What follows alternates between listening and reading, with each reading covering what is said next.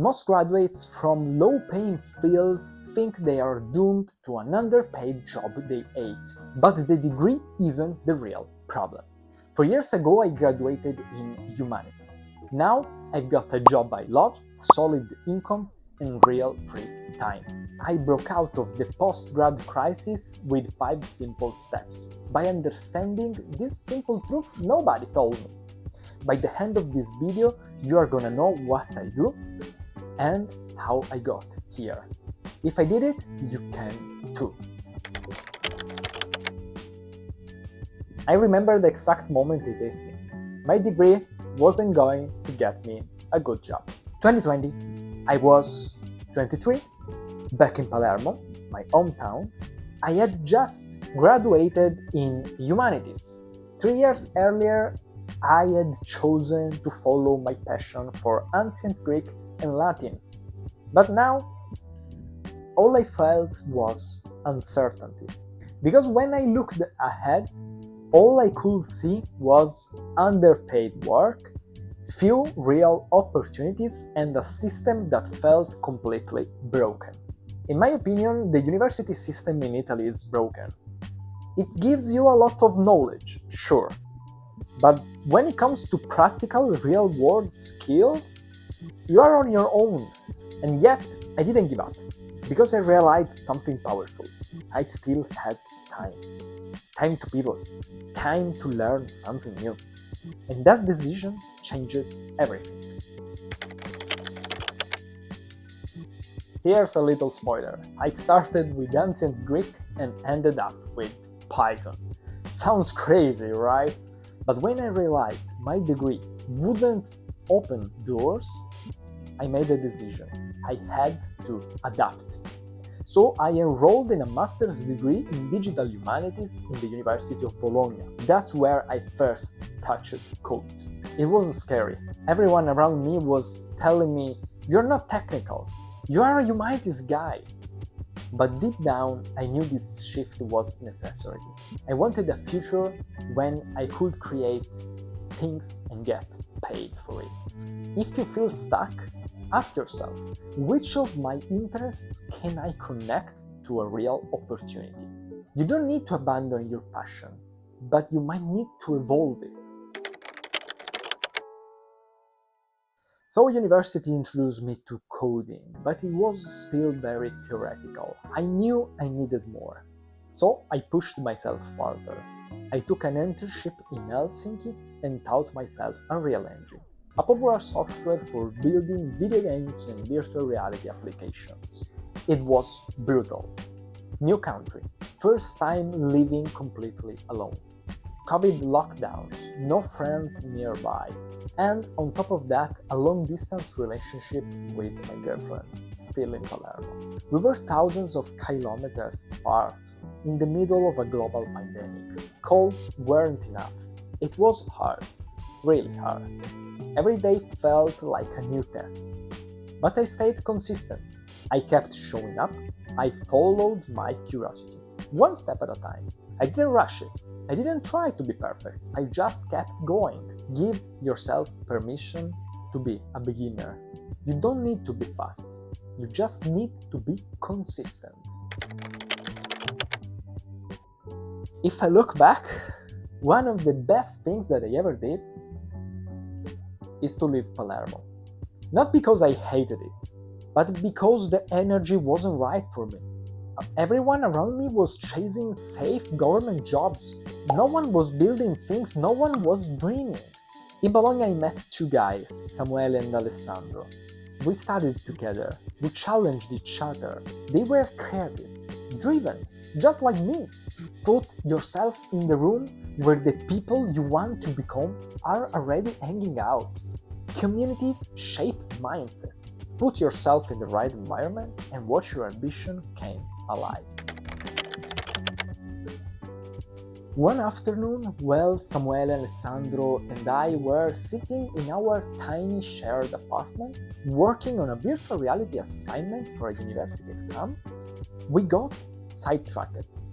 We weren't just completing the project anymore.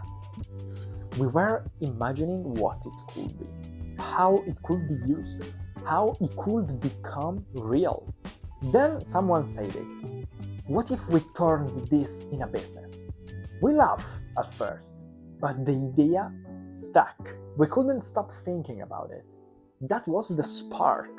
Over the next few months, we stayed up late, bunching ideas, watching tutorials and building demos. It was messy, it was confusing, but it was electric. 6 months later, we launched Daedalus XR, our first startup. And I was officially a co-founder. For the first time in my life, I really felt aligned. Not because I was making millions, but because I had created something meaningful, something that reflected who I was becoming. It wasn't Latin anymore. It wasn't even poetry. It was code. It was business. It was technology. But it still came from the same place: curiosity, creativity, and the deep desire of building something that matters. I had found my ikigai, that rare space when your passion, skills, and the needs of the world finally meet. When you find that sweet spot, that this is me feeling, trust it. Don't wait for permission. Don't overthink it.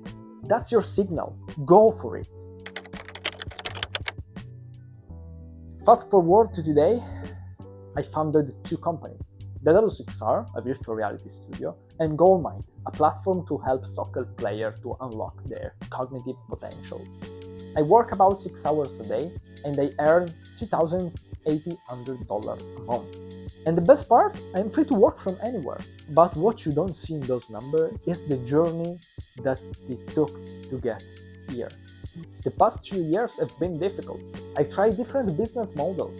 Some flopped, some barely survived. There were moments when I felt lost, like I was building completely in the dark. But every failure sharpened my vision. Every pivot taught me something new. And more importantly, I met incredible people along the way. Entrepreneurs, creatives, mentors, people who believed in things before they existed, people that challenged me to dream bigger. Meanwhile, in Palermo, many still didn't believe me. Some thought it was a waste of time. Others couldn't understand why I left a safe path to chase something uncertain. But that's the cost of growth. When you decide to craft a life on your own terms, you will walk a road that few around you understand.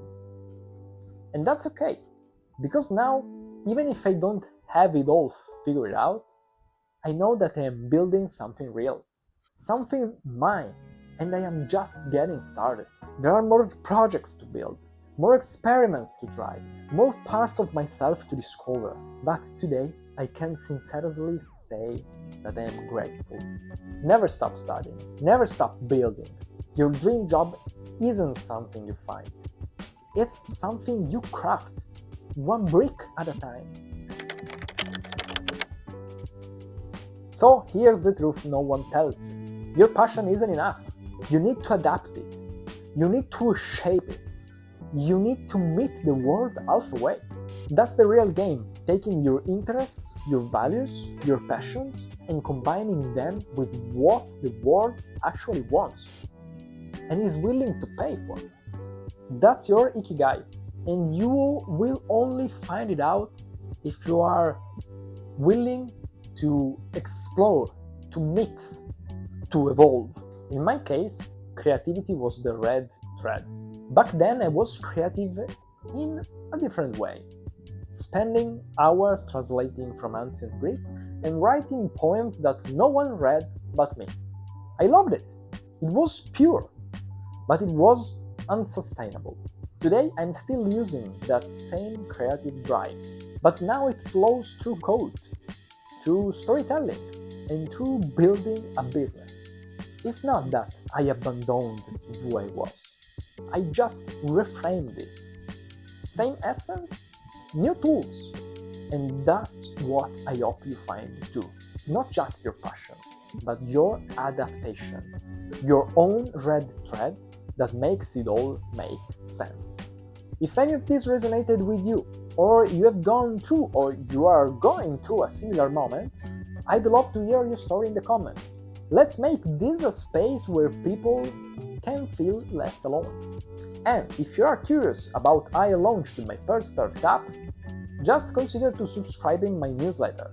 I share behind the scenes and stories and practical advice every week. Thanks for watching. You've got this. I'm rooting for you.